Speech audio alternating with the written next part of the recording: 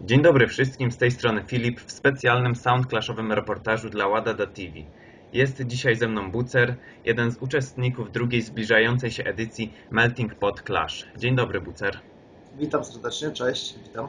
Rozmawiamy tydzień po drugiej edycji Big Bang Sound Clash, w której również brałeś udział, a przede wszystkim zostałeś zwycięzcą. Zabierz mnie jeszcze na chwilę do tego clashu, opowiedz o swoich wrażeniach i najlepszych momentach z tamtej nocy. Znaczy wiesz co, to był w ogóle mój pierwszy clash.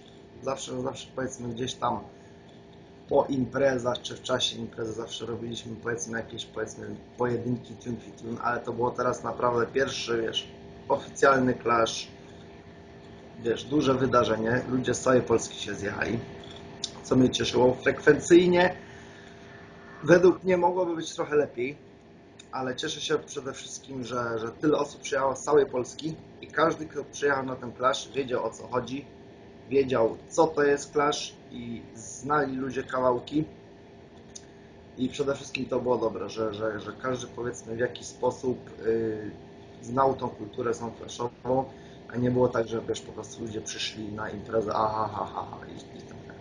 Jednak większość osób wiedziała. Dla mnie to też było duże przeżycie, tak jak mówię, no bo pierwszy oficjalny clash i od razu pierwszy wygrany clash, więc to mnie też w jakiś sposób ucieszyło. No nie ukrywam, jestem wielkim fanem sound clashi na całym świecie i wszystko, co wychodzi ciekawszego, śledzę, słucham po prostu wszystkie nagrywki, co tam wychodzą, czy to Europa, czy powiedzmy te legendarne clasze w Nowym Jorku. I naprawdę jestem tym tematem zainteresowany i cieszę się, że mógłbym już teraz stanąć sam do walki, no i wyjść zwycięzcą. Zresztą, że puchar sobie tam stoi ładnie. Co prawda jeden jak na razie, ale wiesz, Od czegoś pary trzeba nie lubią stać same. Jak myślisz, co było czynnikiem, który pomógł Ci wygrać ten clash, a czego zabrakło innym uczestnikom? Znaczy wiesz co, ja jestem tego zdania, że na clashu liczy się też od razu pierwsze wrażenie. Że tak jak niektórzy uważają, nie mówię na tym clashu, ale ogólnie, że pierwsza runda to jest niby prezentacyjna, że to jest, że na początku na spokojnie, później dopiero się przechodzi do zabijania.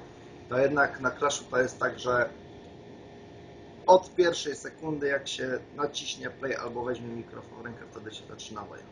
Tak samo jak idziesz na wojnę, nie czekasz aż przeciwnik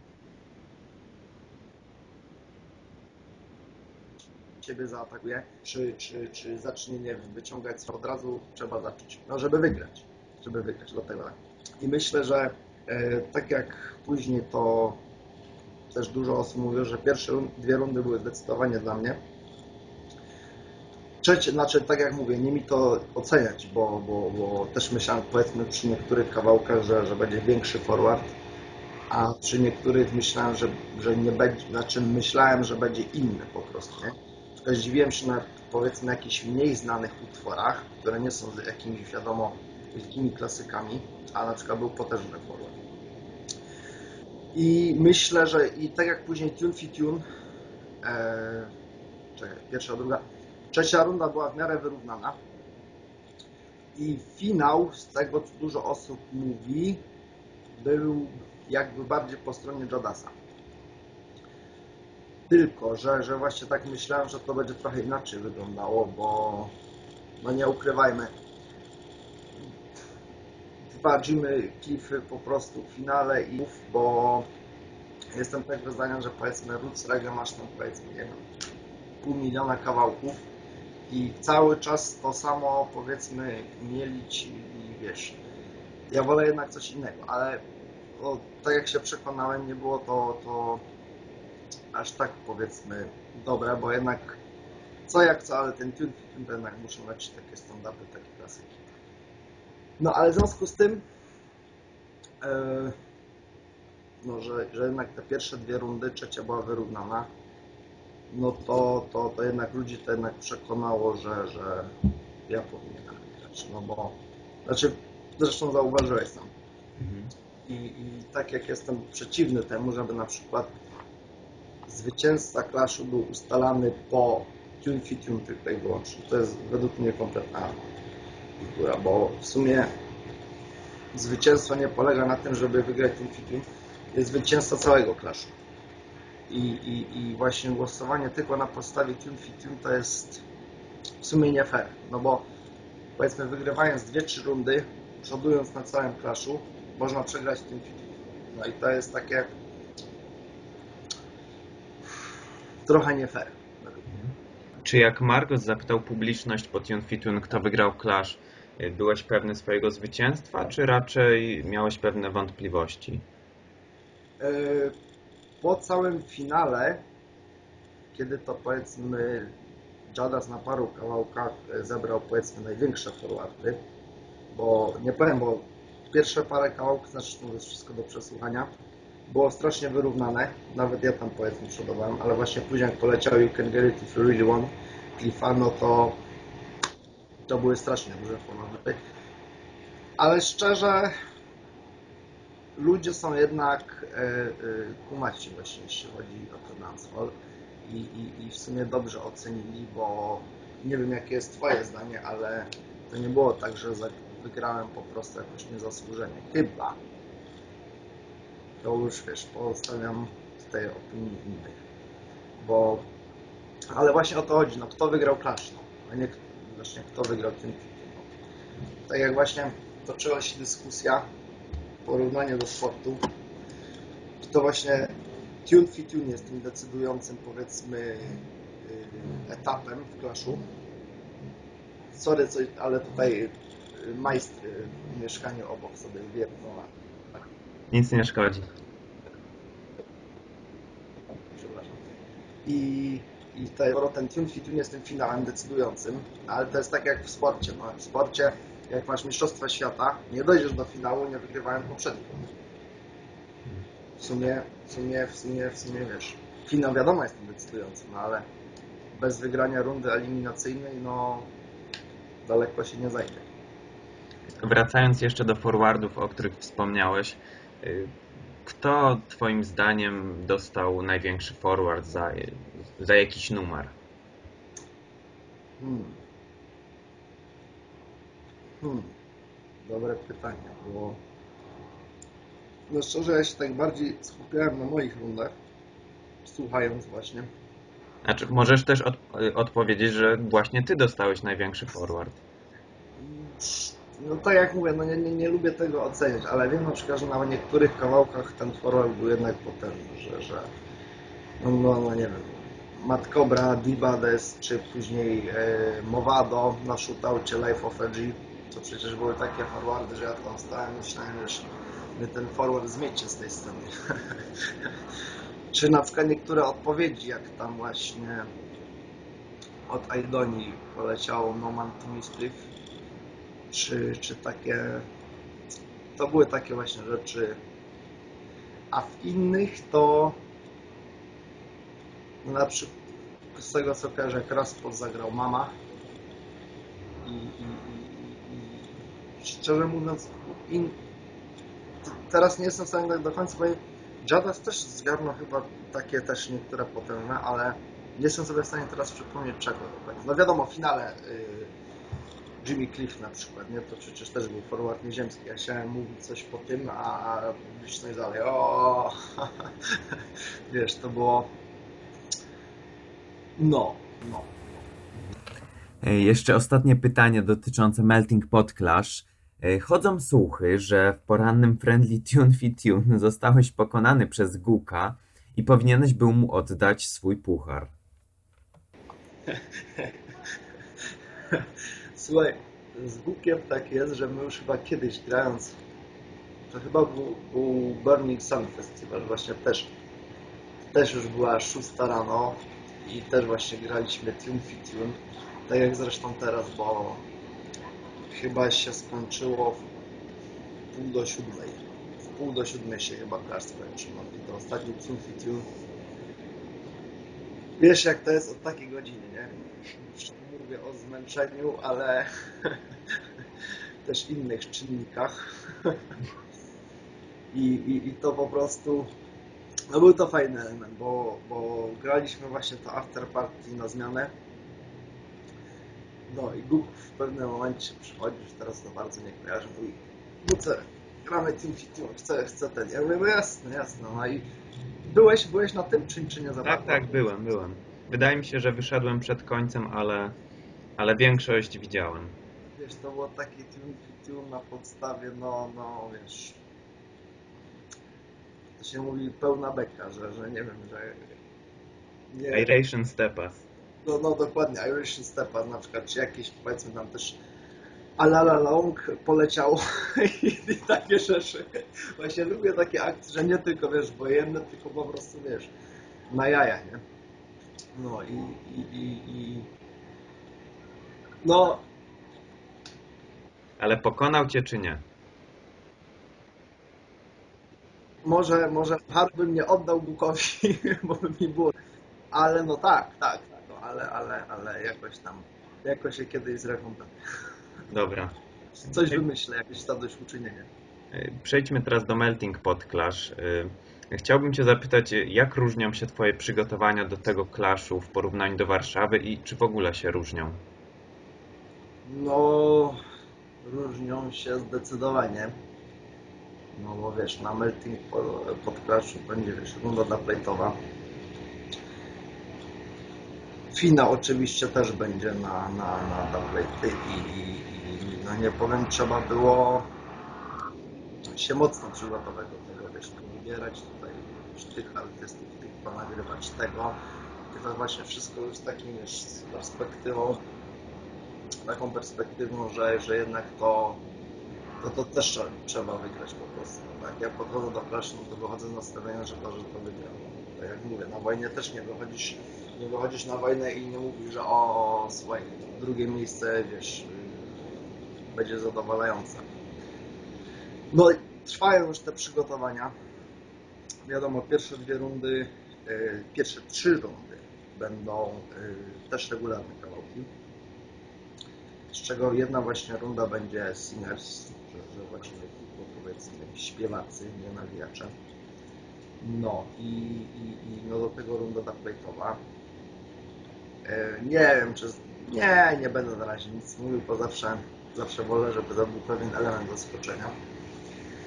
Usłyszycie za niedługo, co tam w ogóle zaplanowałem, co ten. No i problem w tym jest taki też, że właśnie skoro się gra Foundation w finale, właśnie trzeba nagrywać artystów Foundation. Tylko artystów Foundation zostało, Coraz mniej. szczerze mówiąc, 20% może tych po prostu artystów Foundation. No i na przykład właśnie to są teraz te lata, że wszyscy właśnie odchodzą. No już, no znaczy przez wiele ostatnich lat dużo artystów umarło. I jest właśnie teraz ten problem, że trzeba po prostu nagrywać póki są, nie? Tylko właśnie u niektórych też już ta forma wokalna nie jest taka jak to. Powiedzmy, są artyści, którzy na przykład są artyści jak Johnny Osborne, który ma formę wokalną taką jak na płytach sprzed 30 lat. A są artyści na przykład tacy jak, no to już parę lat temu umarł na przykład Gregory Isaacs, że u niego już ta forma wokalna pod koniec życia. No, ale no tym to się zdecydowanie różni, nie? Bo jeśli chodzi o regularne numery, to tam nie ma problemu, tego jest pełno. Ale właśnie ci artyści Foundation to jakoś tak. Ale wszystko jest przygotowane, więc No właśnie, a czy byłbyś w stanie odpowiedzieć na takie pytanie, co ma Tone Up Sound, a czego nie mają Rocka Flex i Exotic? yy, Znaczy nie pytam tylko w kontekście dubplate'ów. tak. Nie, słuchaj, ja od razu wiem i mówię to otwarcie, że na przykład Rockaflex, którzy są chyba 10 lat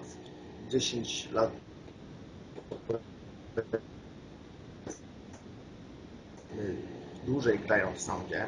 Ja wiem, że oni są, wiesz, galaktyka ode mnie. Wiesz, mój sound ma dopiero 2 lata i powiedzmy za 10 lat też, wiesz, mój ta box będzie całkiem inaczej wyglądał. Exotic Times też jest chyba, jeszcze tam jestem najmłodszy, nie? Tam z moim dwurocznym soundem ci są 12 lat w biznesie. Exotic Times jest chyba 7 czy 8 jakoś tak. I czego oni ma, co ja mam, a czego oni nie mają.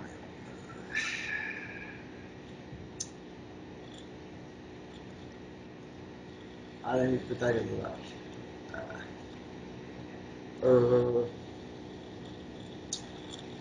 Nie wiem, nie wiem, nie wiem, naprawdę nie wiem. Nie wiem, a może mi jakoś pomóż, bo Może to na przykład co ja miałem, a czego na przykład nie miał Jadas, a czego raz czy Pomni Is, czy Iron. Nie wiem. vibe. Vibe, tak? Może być, wiesz co, bo rozmawiałem z ludźmi po tym clashu i wiesz co, te powiedzmy granie tych regularnych imprez też się jakoś wprawia, że powiedzmy staje się to takie naturalne, nie? Jak na przykład wielkie soundy na tym świecie, jak, nie wiem, Squingy's Bass Odyssey wychodzi na scenę, na Clash, gdzie było powiedzmy 5000 osób, jakiś UK Top Clash, to on się czuł, słuchaj, jak ja tutaj u siebie też na kanapie. Dla niego to było takie naturalne i właśnie może ta taka naturalność, tym właśnie taki jakiś vibe, to jest właśnie coś takiego, co odróżnia. No bo jak takie powiedzmy, nie wiem, inni świetni MC, na przykład jak Mighty Crown, ale widać, że jak on wychodzi na scenę, to nie było to takiego, wiesz, dla niego takie naturalne, nie? A taki, wiesz, właśnie Squingy, czy na przykład Bass Odyssey, wiesz, mój ulubiony sound. Squingy, czy na przykład Worm, jak oni wychodzą na scenę, to jest, wiesz, oni zaczynają żyć wtedy. I co mnie różni od Rocka Flex i Exotic Times? Nie wiem, zobaczymy. Zobaczymy. No nie chcę tutaj, wiesz, nic jakiegoś tutaj przedwczesnego mówić, bo... Ale zobaczymy, spokojnie. Czy myślisz, że polskie podwórko może być dla ciebie pomocne? To znaczy w takim sensie, że Że prawdopodobnie pojawią się twoi znajomi. Aha, o jakichś ewentualnych followersów. Myślę... Nie. Znaczy, wiesz co, wiadomo, że nie ma co się oszukiwać, że na ten clash przyjdzie powiedzmy więcej osób, które mnie znają, niż powiedzmy więcej osób niż przyjedzie powiedzmy, wiesz, z Chorwacji czy z Pragi. To jest jasne. Ale myślę właśnie, że nasza publiczność jest na tyle kumata, że ja to sam wiem i ja to każdemu mówię na przykład na clashu zawsze, że słuchaj, ważne jest to, żeby głosować obiektywnie. I szczerze mówiąc, wolałbym osobiście przegrać clash, niż zdobyć zwycięstwo po prostu za pomocą jakichś, że było więcej moich znajomych. Naprawdę, bo takie zwycięstwo się w sumie nie liczy. Ale zagram tak, żeby i tak wszyscy na mnie głosowali. takie jest moje nastawienie. A co do tego, to na przykład do ostatniego clashu też zauważyłem, co w sumie tak mi się trochę nie podobało.